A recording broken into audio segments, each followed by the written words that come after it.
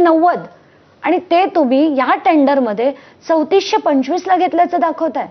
खरं तर अंजलीताई, जो आरोप कायम तुमच्यावर होतो तो असा असतो की नेहमी जेव्हा तुम्ही भ्रष्टाचाराचं प्रकरण म्हणून एखाद्या मंत्र्याच्या विरोधात मोहीम उघडता, तेव्हा आरोप जे राजकीय पक्षांकडनं की यांच्याकडे यांचा कोणीतरी बोलविता धनी आहे अशा पद्धतीचे आरोप कायम केले गेले. म्हणजे अगदी तुम्ही जेव्हा पहिल्यांदा अशा पद्धतीचे आरोप केले तेव्हापासनं, तर हे जेव्हा आरोप तुमच्यावर होतात की कोणीतरी बोलविता धनी आहे, आता याच्या मागे लागले बोलविता धनी आहे कोण? हा, ते असतो का?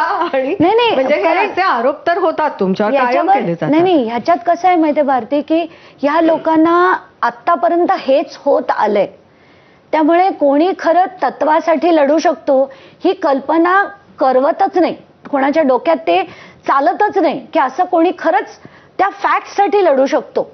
तर त्यांना काय वाटतं की मी जेव्हा सिंचन घोटाळ्याचे पेपर दिले होते आणि जेव्हा लावून धरलं आणि तो घोटाळा बाहेर आला, तेव्हा लोक म्हणायचे की अनेक इव्हन खडसेंविरुद्ध जेव्हा लढले तर लोक म्हणायचे फडणवीसला पेपर देत असतील. आणि मी जेव्हा सिंचन घोटाळा काढला तर म्हणे पृथ्वीराज चव्हाण यांना पेपर देत असतील. पण कोणाला माहित नाही की पृथ्वीराज चव्हाणांकडे मी पेपर घेऊन गेले होते.